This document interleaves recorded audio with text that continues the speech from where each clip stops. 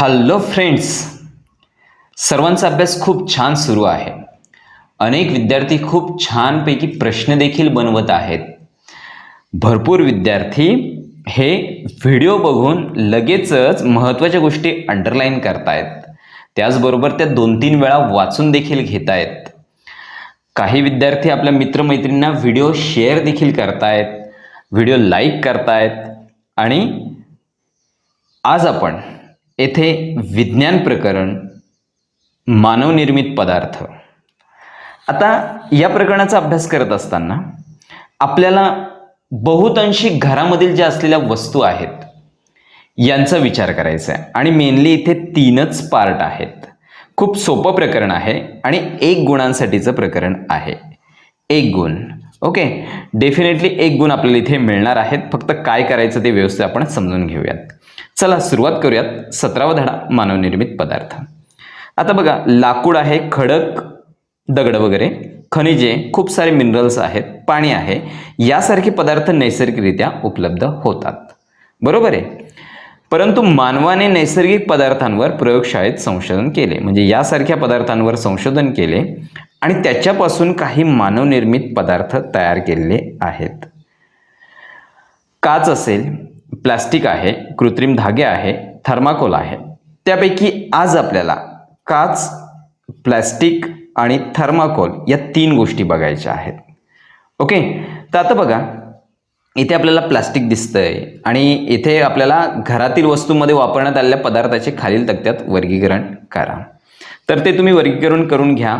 लाकडी खुर्ची आहे, कंगवा आहे, खुर्ची फर्निचरचा पार्ट आला. त्यानंतर प्लास्टिक आहे आणि मग निसर्गनिर्मित पदार्थ प्लास्टिक कशापासून तयार झालेला आहे तर ते आपल्याला पुढे बघून पुन्हा या चार्टकडे तुम्ही स्वतःहून यायचं आहे. ओके, त्यातलं आता पहिलंच पार्ट आपण बघतोय, प्लास्टिक. सगळ्यात मोठा भाग, मोठी समस्या, तेवढं फायदेशीर पण. आता बघूयात की नेमकं प्लास्टिकचं प्रोडक्शन, त्याचबरोबर आपल्याला येणाऱ्या समस्या काय. आता बघा, प्लास्टिक आकार्यता गुणधर्म. आकार्यता म्हणजे काय की कुठल्याही प्रकारे आकार त्याला देता येतो. आपण अनेक खेळणी बघतो, अनेक भांडी बघतो, अनेक प्लास्टिकच्या वस्तू बघतोय. सेंद्रिय बहुवारिके. आता बहुवारिके म्हणजेच पॉलिमर. शब्द लक्षात ठेवा, पॉलिमर पुढे कामा येणार आहे. पण हे कोणाचं पॉलिमर आहे तर हे कार्बनचं पॉलिमर आहे. ओके, आणि कार्बनच्या पॉलिमरला आकार्यता गुणधर्म आहे आणि मग त्यापासून मानवनिर्मित पदार्थ प्लास्टिक तयार केला जातो. 2 आपण कन्सेप्ट क्लिअर केले इथे. आकार्यता, वेगवेगळ्या प्रकारे आकार देता येतो, आणि सेंद्रिय बहुवारिके म्हणजे कार्बनचे बहुवारिके, याच्यापासून वेगवेगळ्या टाईपचे, असंख्य टाईपचे प्लास्टिक तयार करता येतात. ओके, आता बघा, उष्णतेच्या आधाराच्या परिणामावर प्लास्टिकचे 2 प्रकार आहेत. त्यापैकी एक आहे थर्मोप्लास्टिक म्हणजे उष्मामृदू प्लास्टिक, आणि दुसरं आहे थर्मोसेटिंग म्हणजे उष्मादृढ प्लास्टिक. आता बघूया थर्मोप्लास्टिक म्हणजे काय. तर ज्या प्लास्टिकला हवा तसा आकार देता येतो त्यास थर्मोप्लास्टिक म्हणतात. ओके, एक फरक झाला. आणि एकदा साच्यात टाकून एक विशिष्ट आकार प्राप्त झाल्यानंतर पुन्हा उष्णता देऊन त्याचा आकार बदलता येत नाही, तो झाला थर्मोसेटिंग. मग थर्मोप्लास्टिकमध्ये पुन्हा पुन्हा आकार बदलता येईल. तापवलं, उष्णता दिली, त्याला वितळवून त्याच्यापासून वेगवेगळ्या प्रकारचे शेप तयार करता येतील. परंतु थर्मोसेटिंग म्हणजे उष्मादृढमध्ये तसं करता येणार नाही. उदाहरण बघूयात, पॉलिथिन. पॉलिथिनचे वेगवेगळे पार्ट आहेत, त्यातलं आपल्याला फक्त माहिती आहे पॉलिथिन पिशव्या. PVC, polyvinyl, carbon. आता बघा, पॉलिव्हिनिलचा जर आपण विचार केला तर पाईप्स वगैरे आहेत, पुढे आपल्याला त्याचं रेफरन्स येणार आहे. आणि मग याचा उपयोग काय होतो, खेळणी आहेत, कंगवे आहेत, प्लास्टिकचे ताट आहेत, द्रोण आहे, अशा भरपूर साऱ्या वस्तूंमध्ये ते येतं. पण थर्मोसेटिंगमध्ये कोण येतं, काही उपकरणांची बटणे आहेत, कुकरचे हँडलवरील आवरण आहे. बघा, हे झालं थर्मोप्लास्टिक. हे सगळं पुन्हा रिसायकल करता येतं. आणि हे झालं थर्मोसेटिंग प्लास्टिक. दिसतंय तुम्हाला, हे रिसायकलिंगमध्ये जाणार नाही आणि हेच जास्त नंतर घातक राहतं. ओके, आपल्याला ना प्लास्टिक निर्मिती प्रक्रियेसंदर्भात व्हिडिओ बघायचे आहे. यूट्यूबला जाऊन कुठे अवेलेबल असतील कंपनीच्या तर नंतर रिलॅक्समध्ये ते बघा. पुढे जातो आपण. आता 2 प्रकार बघितले, थर्मोप्लास्टिक आणि थर्मोसेटिंग. थर्मोप्लास्टिकला हवा तसा आकार आणि थर्मोप्लास्टिक नो चेंज. आता बघा प्लास्टिकची गुणधर्म बघतोय. इथे 7 गुणधर्म आहेत. सोपे आहे. प्लास्टिक गंजत नाही. ओके, विघटन होत नाही. वाईट गोष्ट आहे ही, बरोबर. त्याचाच दुष्परिणाम आपल्याला भोगावा लागणार आहे आणि लागतोय देखील. आर्द्रता, उष्णता, पाऊस यांचा परिणाम सहजासहजी होत नाही. कोणत्याही रंगाच्या वस्तू बनवता येतात, त्यामुळे अट्रॅक्टिव्ह वस्तू बनवतात. आकार्यता गुणधर्म आहे, कोणताही आकार देता येतो. उष्णता आणि विद्युतचा दुर्वाहक आहे, वाहिले जात नाही. वजनाने हलके आहे. राहील लक्षात. चला, लगेचच आपण मगाशी चर्चा केली की पॉलिव्हिनिल क्लोराईड जे आहे PVC. आता हेच याच ठिकाणी तुम्हाला प्रश्न विचारले जातात जास्तीचे. म्हणजेच काय, तर खालीलपैकी पॉलिव्हिनिल क्लोराईडचं उदाहरण कुठले. तर मग आपल्याला हे सगळे उदाहरण लक्षात ठेवणं गरजेचं आहे. आता एकच आपण त्याच्यातली गोष्ट लक्षात ठेवूया आणि त्याच्याशी रिलेटेड आपल्याला लॉजिक लावायचं आहे. पॉलिव्हिनिल क्लोराईड पाईप आपण बघूयात. पाईप, पाण्याचं पाईप वगैरे बघा, त्यानंतर शेतकरी वापरतात. तर असे फिनोलेक्स पाईप वगैरे आपण बघितले, मोठे पाईप. मग त्याच्याशी रिलेटेड बघा बाटल्या पण आहेत, थोड्या फ्लेक्झिबल आहेत, वागतात. थम्सअप, कोल्ड्रिंक वगैरे सगळ्या प्रकारच्या बॉटल्स आहेत. रेनकोट म्हणजे थोडा अजून थिन झाला, पातळ झाला. तुमची हँडबॅग असेल, बूट असतील, ह्या लवचिक गोष्टी इथे तयार झाल्यात. विद्युत वाहक तारांची आवरणे आहेत. फर्निचर, खुर्च्या वगैरे बघा असतात भरपूर. दोरखंड वगैरे आहेत. खेळणी आहेत. आता खेळणी तुम्हाला अजून इकडे पण खेळणी बघायला मिळतात, इकडे पण मिळतात. पण असे कॉम्प्लेक्स प्रश्न विचारले जाणार नाहीत. खेळण्याला हात लावल्यावर आपल्याला लगेच लक्षात येतं की अरे हे फ्लेक्झिबल आहे. याच्यापासून पुन्हा रिसायकलिंग म्हणजे तुम्हाला कळतंय. त्यानंतर सेकंड आहे पॉलिस्टायरीन. Okay, PS, polystyrene. तर रेफ्रिजरेटर सारख्या विद्युत उपकरणांचे उष्मारोधक भाग. त्यानंतर यंत्राचे गिअर, खेळणी असतील, वस्तूंची संरक्षण आवरणे असतील. आता बघा CD असेल, DVDचं कव्हर असेल. पॉलिस्टराईन. काय फरक वाटला रे पॉलिव्हिनिलमध्ये. पॉलिव्हिनिल एकदम जरा थोडा फ्लेक्झिबल वाटतं आणि पॉलिस्टरीन त्याच्यापेक्षा थोडासा हार्ड आला. ओके, थोडा हार्ड आला. त्यानंतर पॉलिइथिलीन. आपण पिशव्यांकडे जातोय. पॉलिइथिलीन पिशव्या, दुधाच्या पिशव्या, पॅकिंगच्या पिशव्या, मऊ गार्डन पाईप म्हणजे एकदम ठिबक सिंचनला वगैरे बघा पाईप असतात, त्याच्यापेक्षा बारीक पाईप. तर हे पॉलिइथिलीन आहे. लगेच तुमचे पॉलिइथिलीनचे उदाहरणं लक्षात येतील. पुढचं आहे पॉलिप्रोपिलीन. तर लाऊडस्पीकर असेल व वाहनांचे भाग असेल. लाऊडस्पीकर, वाहनांचे भाग. पुन्हा दोरखंड आले. दोरखंड दोन्ही टाईपमध्ये आलेला आहे. चटया लगेच लक्षात आलं. आणि प्रयोगशाळेतील उपकरण, हे मी आधीच अंडरलाईन केलं. प्रयोगशाळेतील उपकरण जे प्लास्टिकचे आहेत, ज्याच्यात ॲसिड ठेवलं तरी पण काही फरक पडत नाही. ओके, प्रयोगशाळेतील उपकरण पॉलिप्रोपिलीनचं आहे. मग आता थर्मोप्लास्टिकचे 4 प्रकार, ज्यामध्ये PVC, PS, PE आणि PPE. ओके, सगळे पॉलिव्हिनिल क्लोराईड, पॉलिस्टराईन, पॉलिइथिलीन आणि पॉलिप्रोपिलीन.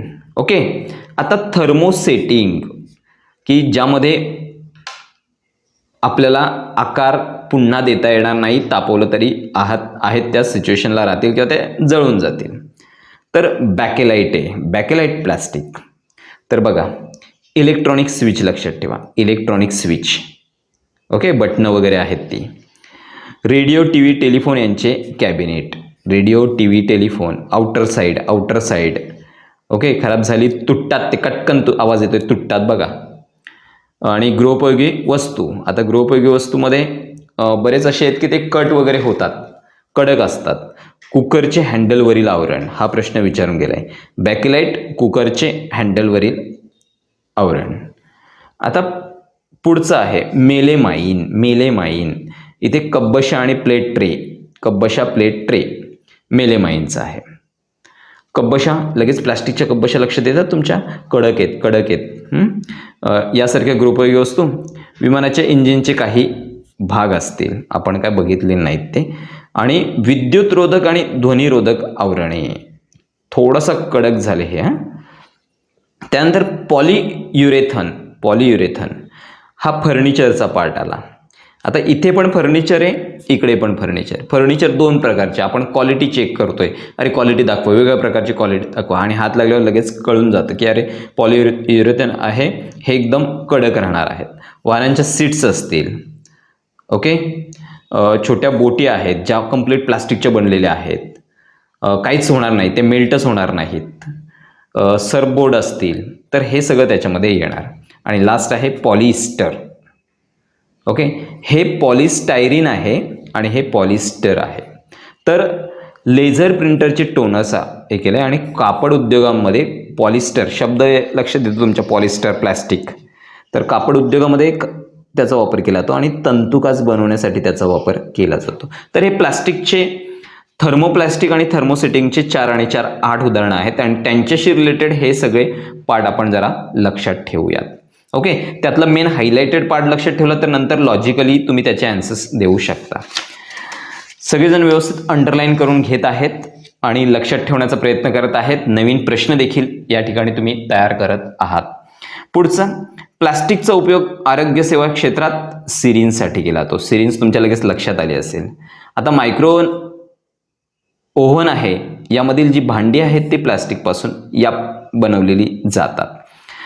हे बघा, आता वाहनांचं जे आउटर आहे, आपण पॉलिश वगैरे करतोय, वाहनं वगैरे आहेत ते, तर ओरखड्यांपासून संरक्षण व्हावं यासाठी टेफ्लॉन कोटिंग केली जाते.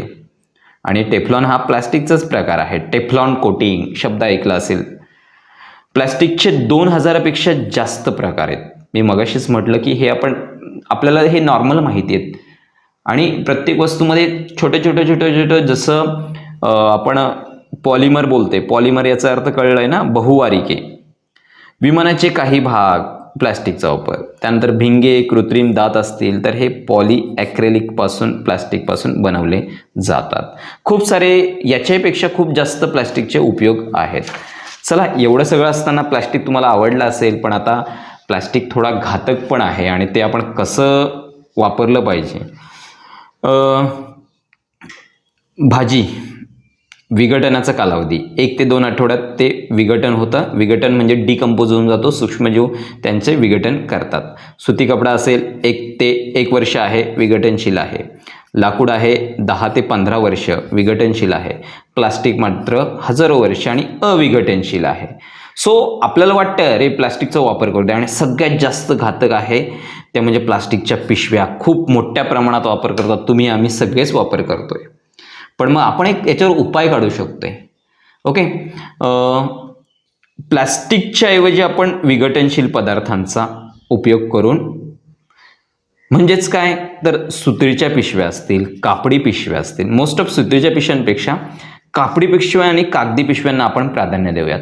तर आजपासून आपण असं डिसाईड करूयात की आपण दररोज शाळेत डबा नेण्यासाठी बाजारात घरातील सगळ्यांना सांगायचं की आपण आता कापडी पिशव्या वापरूयात आणि लगेचच कापडी पिशव्यांवर कारवाई करूयात. नुसतं NMS शिकतोय असं नको आहे, तर आपल्या आयुष्यात देखील थोडासा आपण बदल करूयात या निमित्ताने. आणि मी एक ग्रुपला आपल्या बॅनर पाठवतोय की जे आपण सगळ्यांना याचं कापडी पिशव्यांचा एक सल्ला या निमित्ताने देऊयात. ओके, दुसरा थर्माकोल. थर्माकोल तुम्हाला माहिती आहे की डेकोरेशन, त्यानंतर छोट्या एकदम तकलती वस्तू असेल त्यांच्या प्रोटेक्शनसाठी बॉक्समध्ये थर्माकोलचा वापर केला जातो. तर बघूयात थर्माकोल म्हणजेच काय. थर्माकोल पॉलिस्टायरीन या संश्लिष्ट पदार्थाचे एक रूप आहे. मगाशी पॉलिस्टायरीन येऊन गेले. तर 100 अंशपेक्षा अधिक तापमानावर ते द्रव अवस्थेत जातं आणि थंड केल्यानंतर स्थायू अवस्थेत त्याचं रूपांतर केलं जातं. 100 डिग्री सेल्सिअस. थर्माकोलला हवा तसा आपण आकार देतो, डेकोरेशनसाठी वापरतो ना. आणि मगाशी म्हटलं की धक्का शोषक असल्याने नाजूक वस्तूंच्या संरक्षण आवरणात वापरला जातो. थर्माकोल बद्दल माहिती. थर्माकोल टिंबटिंब या संश्लिष्ट पदार्थाचं रूप आहे. थर्माकोलमध्ये आकार्यता आहे का? थर्माकोल किती तापमानाला द्रव अवस्थेत जातो? असे भरपूर प्रश्न आपण तयार करू शकतो. आता थर्माकोलच्या अतिवापराने पर्यावरण आणि मानवावर काय परिणाम होतो? तर स्टायरीनमध्ये कर्करोगजन्य घटक असतात आणि यामुळे रक्ताचा ल्युकेमिया आणि लिम्फोमा या प्रकारचा कर्करोग होऊ शकतो. कर्करोग, रक्ताचा ल्युकेमिया आणि लिम्फोमा. ओके, आता जैव अविघटनशील आहे. थर्माकोलचं विघटन होत नाही. आणि जर थर्माकोलचं विघटन होत नाही म्हणून आपण थर्माकोल ज्वलनामुळे विषारी वायू हवेत सोडले जातात, जाळलं तर विषारी वायू हवेत सोडले जातात. आता बघा, समारंभामध्ये जेवण, पाणी, चहा यासाठी ज्या पत्रावळी वापरल्या जातात, कप, ग्लास असेल, ड्रोन असतील, तर यांचा वापर पत्रावळी, कप, ग्लास आणि काही वाट्या म्हणजे द्रोण वगैरे असतील, तर हे थर्माकोलच्या भांड्यात ठेवल्याने पदार्थ पुन्हा गरम केले तर त्यात स्टायरीनचा काही अंश अन्नपदार्थामध्ये मिसळतो. इथे आपल्याला दाखवलं की जाळलं तर कसं पोल्युशन होतं. ओके, या पोल्युशनमधून काय बाहेर पडतंय तर पुढे आपल्याला बघायला मिळेल. थर्माकोल बनवणाऱ्या कंपनीत काम करणाऱ्या व्यक्तींच्या शरीरावर होणारा परिणाम केवळ आपल्यालाच होतो असं नाही, तर या व्यक्तींना डोळे, श्वसनसंस्था, त्वचा असेल, पचनसंस्थेचे आजार असेल तर हे संभवतात. गर्भवती महिलांना गर्भपात होण्याची शक्यता असते, धोका असतो, संभाव्यता आहे. आणि द्रवरूप स्टायरीन आहे, त्यामुळे त्वचा भाजण्याचा धोका असतो. मग कंपनीत काम करणारे लोक पण यामध्ये रिस्क असतात. मध्ये गव्हर्नमेंटने याच्यावर पूर्णपणे बंदी आणली होती. ओके, तिसरा प्रकार बघतोय काच. काच पण प्लास्टिक प्रमाणेच काचचा देखील भरपूर वापर आहे. तर आता बघूयात आपल्याला प्रश्नांच्या साठी कुठला कंटेंट महत्त्वाचा आहे. काच म्हणजे सिलिका आहे. आता सिलिकेचा जर आपण विचार केला तर सिलिकाला SiO2, सिलिका SiO2 असं म्हणतात. ओके, सिलिका आणि सिलिकेट यांच्या मिश्रणातून तयार झालेला अस्फटिकी, टणक आणि ठिसूळ घन पदार्थ म्हणजेच काच. कोणाचं कॉम्बिनेशन? सिलिका अधिक सिलिकेट. सिलिकाचं सूत्र SiO2. कसं राहणार? अस्फटिकी राहणार, टणक राहणार आणि ठिसूळ राहणार. ओके, आणि या काचेचे वेगळे प्रकार आहेत ते आपण पुढे बघतोय. आता काच निर्मिती कशी करतात? काच निर्मितीसाठी वाळू घेतलं, सोडा घेतलं, चुनखडी घेतली. ओके, वाळूलाच SiO2, सोडा, चुनखडी आणि अल्प प्रमाणात मॅग्नेशियम ऑक्साईड या चौघांना घेतलं. ओके,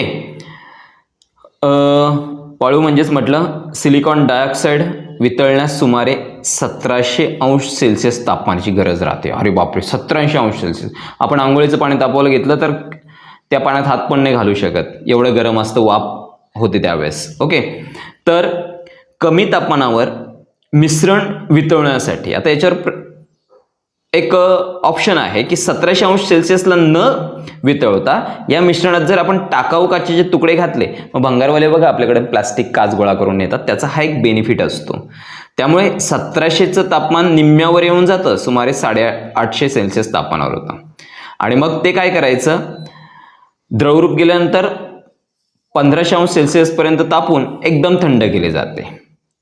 आणि मग एकदम थंड केलं की मिश्रण स्फटिक रूप घेत नाही, म्हणजे त्याचे असे आपण स्फटिक म्हणजे मिठाचे कसे गारा वगैरे असतात त्याप्रमाणे होत नाही, तर ते द्रवरूप आणि एकजिन्सी अस्फटिक म्हणजे लिक्विड फॉर्ममध्ये राहतं आणि त्याला पारदर्शक रूप प्राप्त होतं. याला सोडा लाईम काच म्हणतात. ओके, सोडा लाईम काच तुम्हाला कळली आहे. पुन्हा रिपीट करतोय. वाळू, सोडा, चुनखडी, मॅग्नेशियम ऑक्साईड यांचं कॉम्बिनेशन घेतलं, तापवलं किती? 17 अंश सेल्सिअसला. तेवढं टेम्परेचर झालं पाहिजे. जर आपल्याकडे मिश्रणात टाकाऊ काचेचे तुकडे टाकले तर ते 850ला येणार. द्रवरूपात ते 1500 अंश सेल्सिअसपर्यंत न्यायचं, एकदम थंड करायचं. एकदम थंड केलं की स्फटिक रूप घेत नाही, म्हणजे अस्फटिकी होतं, लिक्विड फॉर्ममध्ये होतं, एकजिन्सी होऊन जातं आणि याला आपण सोडा लाईम काच म्हणतो. आता काचेचे गुणधर्म बघूयात. सगळ्यांचे आपण गुणधर्म बघतो तसे काचेचे गुणधर्म बघूयात. काच तापवल्यानंतर मऊ होते आणि हवा तसा आकार देता येतो. ओके, काच उष्णतेची मंद वाहक आहे. जलद उष्णता दिल्यास किंवा उष्ण काच जलद थंड केल्यास ती तडकते किंवा फुटते, म्हणून मंद वाहक आहे. ओके, काच विजेची दुर्वाहक आहे. मग विद्युत उपकरणात विद्युत विसंवाहक म्हणून वापरला जातो. इलेक्ट्रिसिटी फ्लो होत नाही, करंट पास होत नाही. काच पारदर्शक असल्याने प्रकाशाचा बराचसा भाग काचेतून पारेषित होतो, आरपार जातो. पण मग आरपार जाण्यासाठी क्रोमियम, व्हेडिनियम, आयन ऑक्साईड यांचा अंतर्भाव केल्यामुळे प्रकाश शोषला जातो. क्रोमियम, व्हेनेडियम, आयर्न ऑक्साईड यांचा वापर केला तर प्रकाश शोषला जातो. ओके, आता आपण काचेचे प्रकार व उपयोग बघतोय. पण मगाशी आपण जे तापमानाला तापवलेलं आहे त्याच्या संदर्भात आपण पर्यावरणावर काय परिणाम होऊ शकतोय ते बघतोय. काच तयार करताना मिश्रण 1500°C पर्यंत तापवावे. त्यानंतर त्या सगळ्यासाठी लागणारा इंधन जे आहे त्याच्या ज्वलनातून सल्फर डायऑक्साईड SO2 तयार होतोय, NO2 तयार होतोय, CO2 तयार होतोय. ओके, आणि हे हरितगृह वायू आहेत बाहेर टाकले जातात. म्हणून काचेचे ना पुनर्चक्रीकरण म्हणजे रिसायकलिंग होणं गरजेचं आहे. काच पण प्लास्टिक प्रमाणे अविघटनशील आहे. मग तुम्ही विचार करा, ही जी काच आहे ही शेतामध्ये गेली, ओके, तर मग गटारांमधून वगैरे शेतामध्ये त्याचं ट्रान्सफर जर झालं तर मग जे जलीय प्राणी आहेत त्यांच्यावर परिणाम होतो. त्याचप्रमाणे आपले काही अन्नपदार्थ आहेत त्यांच्यात पण बऱ्याच वेळा मिक्स होण्याची शक्यता असते. ओके, आता आपण काचेचे प्रकार बघतोय आणि उपयोग बघतोय. काचेचे प्रकार व उपयोग. मग आता बघा, पहिली आहे सिलिका काच. सिलिका म्हणजे तुम्हाला कळलं SiO2. मग सिलिकाचा वापर करून तयार केलेली जी काच आहे ती प्रयोगशाळेतील काचेच्या वस्तू. का तर याच्यावर आम्लारीचा परिणाम होत नाही. सिलिका वापरल्याने, जास्त सिलिका वापरल्याने प्रयोगशाळेतील काचेच्या वस्तू. मग आता त्यात टेस्ट ट्यूब आहे, फनेल आहे, वेगवेगळ्या प्रकारची जी काही प्रयोगशाळेत लागणारी उपकरणं आहेत त्यांच्यासाठी वापरला जातो. बोरोसिलिकेट काच. आता ही सिलिका झाली, ही सिलिकेट आणि बोरोसिलिकेट. मग वाळू वापरलं, सोडा वापरला आणि बोरिक म्हणून बोरिक ऑक्साईड वापरलं. त्यानंतर ॲल्युमिनियम ऑक्साईड वापरलं. 4 गोष्टी वापरल्यात बोरोसिलिकेटसाठी. आणि औषध निर्मितीत उद्योगात औषधे ठेवण्यासाठी बोरोसिलिकेट काचेपासून बाटल्या तयार केल्या जातात. बोरोसिलिकेट औषध निर्मिती, लक्षात ठेवा, औषधाचं स्टोरेज. त्यानंतर पुन्हा सिलिकेट आलं, अल्कली सिलिकेट, तिसरा प्रकार. वाळू आहेच, सोड्याचं मिश्रण आहे आणि या दोघांपासून अल्कली सिलिकेट काच तयार केली जाते. पण ही काच ना पाण्यात विद्राव्य असल्याने तिला जलकाच किंवा वॉटर ग्लास म्हणतात. ओके, चला नेक्स्ट, शिसेयुक्त काच. म्हणजे यामध्ये प्रत्यक्ष शिसा वापरलेला दिसतोय. वाळू घेतली, सोडा घेतला, चुनखडी घेतली आणि लेड ऑक्साईड वापरलं. मग हे जे शिसेयुक्त काच आहे हे विजेचे दिवे आणि ट्यूबलाईट यांच्यासाठी वापरली जाते. 4 प्रकार कळलं, सिलिका काच, बोरोसिलिकेट, अल्कली सिलिकेट, शिसेयुक्त. सिलिका प्रयोगशाळा, बोरोसिलिकेट औषध स्टोरेजसाठी, अल्कली जलकाच वॉटर ग्लास म्हणतात आणि शिसेयुक्त विजेचे दिवे ट्यूबलाईट. असं थोडं रिव्हिजन करून पुन्हा वाचून तुम्ही क्लिअर करू शकता. त्यानंतर प्रकाशीय काच. प्रकाशीय काच पुन्हा वाळू आलं, सोडा आला, चुनखडी आलं आणि प्रकाशीय काचसाठी इथे बेरियम ऑक्साईड पण आलं आणि बोरॉन पण आलं. हे दोन्ही आले. आणि प्रकाशीय काच नावावरूनच लक्षात येते की चष्मे, दुर्बिणी आणि सूक्ष्मदर्शी यांच्यासाठी हे वापरलं जातं. ओके, त्यानंतर रंगीत काच आहे. रंगीत काच, वेगवेगळ्या प्रकारच्या काचा रंगीत डेकोरेशनसाठी, म्हणजे घर चांगलं दिसावं किंवा एखादी वस्तू चांगली दिसावी त्याच्यासाठी आपण वापरतो. तर सोडा लाईम काच रंगहीन असते. आपण सोडा लाईम काच सुरुवातीलाच बनवलेली आहे, आठवते तुम्हाला. ओके, तर आता बघा त्यात वेगवेगळ्या प्रकारचे कलर येण्यासाठी काय मिक्स केलं जातं, ऑक्साईड्स मिळवले जातात. ओके, धातूचे ऑक्साईड्स त्यात मिसळले जातात. निळसर हिरवी काच मिळवण्यासाठी फेरस ऑक्साईड पाहिजे. लालसाठी कॉपर ऑक्साईड मिळवतात. ओके, हे झालं रंगीत काच. 6 झाले. त्यानंतर 7वा संस्कारित काच. अरे, काचांमध्ये पण संस्कारवाली काच असते रे. बघूयात ते आपल्यासारखी संस्कारित आहे का. तर बघा, काचेची उपयुक्तता आणि गुणवत्ता वाढवण्यासाठी तिच्यावर विशिष्ट संस्कार केले जातात. आपल्यावर पण तसंच केलं जातं ना रे. त्यामध्ये बघा, स्तरित काच आहे, प्रबलित काच आहे, तंतुरूप काच आहे, सपाट काच आहे, फेन काच आहे, अपारदर्शक काच आहे. तर हे संस्कारित काचेचे उदाहरण आहेत. तर ह्याचे भरपूर सारे उपयोग देखील आहेत. ओके, तर आपण एकूण काचेचे 7 प्रकार बघितलं. धडा अतिशय सोपा आहे, तुम्हाला सगळ्यांना कळलं असेल. भरपूर सारी प्रश्नांची निर्मिती आपण करूयात. टेस्ट सोडूयात, प्रकरण पुन्हा वाचूयात आणि आपल्या मित्रमैत्रिणींना लेक्चर शेअर करूयात. थँक्यू.